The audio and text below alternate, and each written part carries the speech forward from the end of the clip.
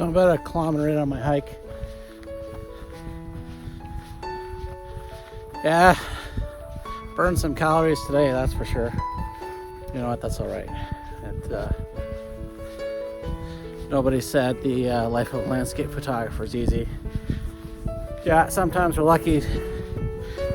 Some of the most beautiful points are pull over the side of the road and have a parking lot with a lookout right there. Technically this exists here. However, since the road's closed, gotta work for it. Well, not a problem. I'm gonna work for this today. I have plenty of time here in the park. Like I said, it's an overcast day. Now, I will admit, coming in here, it would be nice to maybe have a long lens. My wide angle lens. I have my long lens. Just by seeing some of the video, you're kind of like, well, that's interesting. Now, with it being overcast right now, at least in this part, there's really no light hitting any of this yet. But thanks to the variations in, the actual landscape, the color there, there's some natural, some of it's naturally built in, although getting the light to hit it is even better.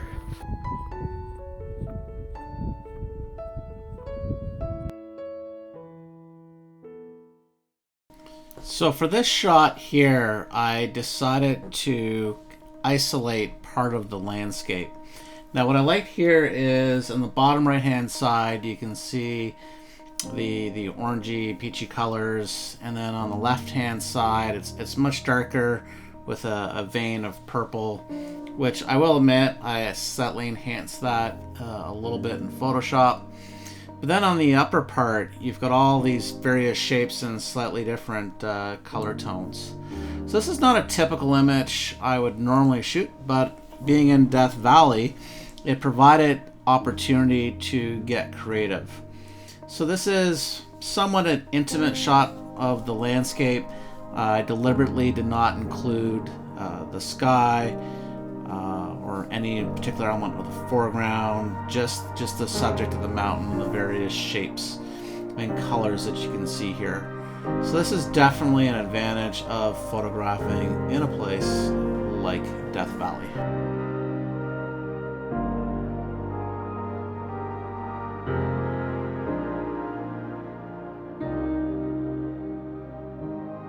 So for this image here as well, I'm still at my first spot along the Artist Drive where I hiked up to.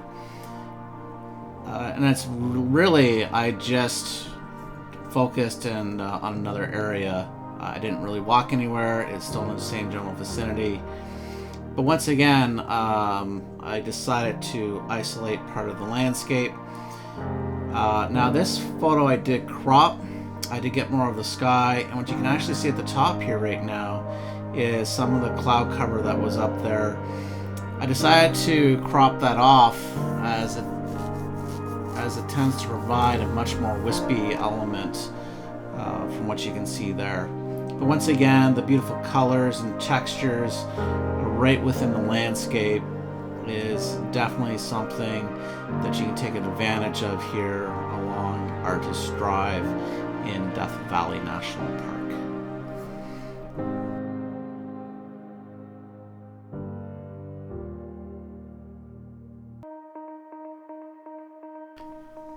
Now this photo, I'm still at the top of the first part of Artist Drive. Now what I did here, this is I believe a 5-image panel. I did crop in and make this a 16:7 panel because I didn't really find the top part of the mountain here and the landscape too interesting. I also caught the sky in the photo, but it being so overcast, it basically wasn't doing anything for the photograph. So what I really wanted to do here was isolate a part of the image. And right now you can see it as all these beautiful colors, the oranges, the reds, some greens, and then the darker elements that kind of frame that hill. So once again, Artist Drive is a beautiful spot in Death Valley National Park. I'm very much wanting to go back to this location and hopefully photograph it in slightly better light, and obviously have more energy from not having to have walked up the I think it was 2-3 kilometers at least, if not more, to get to this particular location. Just met another landscape photographer, a fellow by the name of Ernie Jackson from Houston, Texas, up here at Artist Drive, or Artist Palette, whichever you want to call it. He says he's been, well, he's definitely been photographing for a good number of years.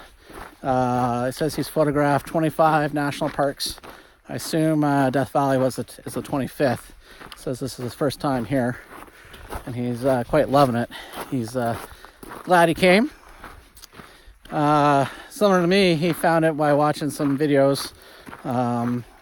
He was telling me the story of him and his puppy were watching some videos and came across one. I should have asked which. But I'll probably chat with him over email. We agreed to send our best shot here. Not sure if the term is from Death Valley or Artist Palette, so we shall see. But he was telling me the forecast for Friday was good light. So today, like myself, just doing a bit of scouting. Now, he also gave me some intel. This is, landscape photography is, I was gonna say it's like a band of brothers, right? We, it's our own little club. So he was telling me that Dante's View, the road is still closed. Now, it says it's partially open up to a certain point and then had to turn around. But he says it was closed due to icy road conditions. So it wasn't such as, basically the park just closing it to keep people off of it because of the shutdown. Said we promised we'd share each other's. He gave me his card. I'm gonna make sure I put that in my phone so I don't lose it. If they've reopened the road, which given the number of cars I suspect they have, I'm gonna drive up here, do the loop, do a full scouting mission, see if there's other things of interest. But I'm quite happy with the location I was at, and I'm just hoping that Ernie's right, that I remember kind of looking at the forecast that it's supposed to lighten up. So we shall see. Okay, so I'm almost back at the car. I'm gonna say almost, maybe another kilometer. There's all the way down there. Can't even really see it. I can see it. So it very much looks like they've opened up Artist Drive. But you know what? Honestly, I'm indifferent too. The weather conditions in this part of the park are very overcast. The light's not great. Although for the photos I did take today, I'll see if I can do anything with. But it's a very good hike. Very refreshing. I can say I've officially hiked in Death Valley. Okay, it was on a road in January when it's cooler, but I've officially hiked in Death Valley. So I'm at Artist Palette Overlook. So I did go back to my car. A little story to tell about that. Drove around, started driving around the loop, and actually, yeah, there is a place called Artist Palette Overlook. It's actually quite beautiful. Now the sun is just at full force. It's noon. What was overcast is now bright and sunny here, which is very harsh light. So I'm gonna explore a little bit more. I got some nice, interesting shots while it was still a little more overcast, and softer light. So I'm going to wander around a little bit more. So now that I'm up at Artist Overlook, I spent actually some time looking around, wandering around. There's actually quite a nice little area to explore. You can go up on top of the ridges. You can kind of go down little pathways, which you'll see one a little later. But similar to when I was at the first location, I decided to isolate as best I could the areas of the landscape and use the landscape to my advantage. In this case, once again, it's the colors, it's the textures, and there is more light here, as I mentioned just a moment ago. It's around noon. There's more light. And what you can see here is obviously the browns, the greens, this rusty orange, and just the completely different aspects of this area, which I very much liked. Now this photograph here is actually a 15 image vertical panorama.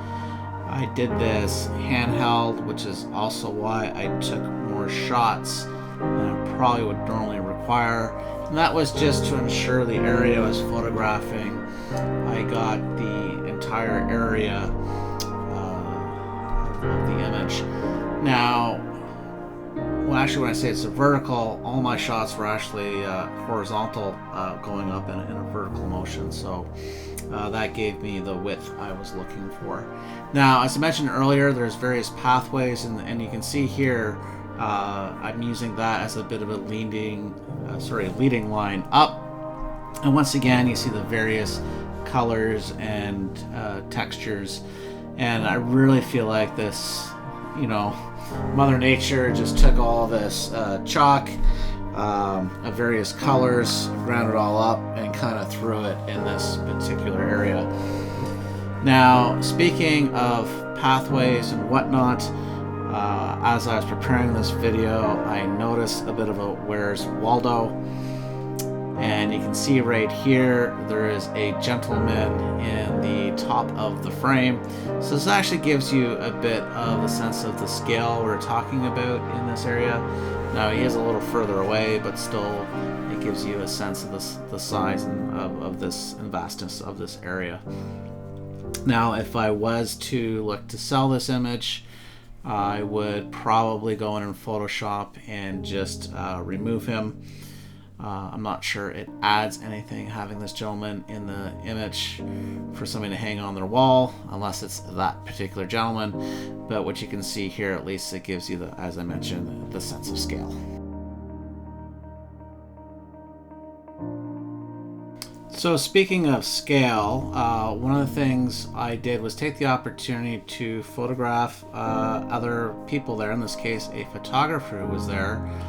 Not because the photographer itself, but because the human subject provided a sense of scale, which you can kind of see here with the sense that, as you see him in the bottom left hand frame, and then as it expands out, you can see the fact that the landscape, the hillside here does tend to grow quite high, and in fact it actually is higher, and it's not in this particular frame. I've cropped it out, but what you can see is the size, the scale, but you still get the beautiful textures, the colors, the brown tones with the blues, and the fact that the photographer in this case here is all in black makes him really stand out in the photo. So that's actually just a little hint or tip that you can do to add something to your photographs, is put a subject in the frame, especially when scale is in question. As you can see here, it is actually quite nice to do. Now, this is just a quick 360 spin of the artist outlook. Enjoy.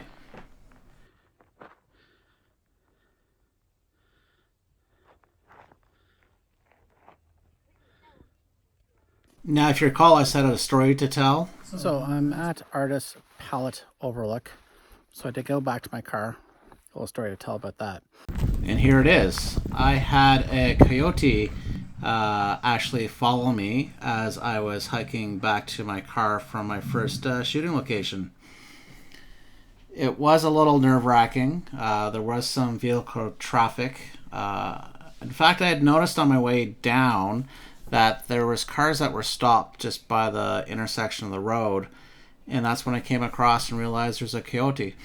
I basically was able to get back to my car, put my gear in it, and by the time I got my driver's seat, the coyote was right by my car, and in fact, it did follow my car as I drove up the Artist Drive.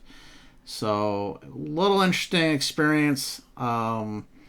Obviously safe and sound. I did not feed the coyote.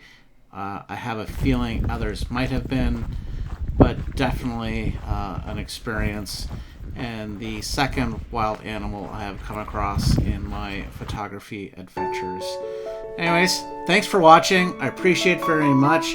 If you've liked what you've seen, please like, share, and subscribe. There are more videos coming, both of my Death Valley adventure and some from Zion National Park, and as well future videos, so stay tuned. Thank you.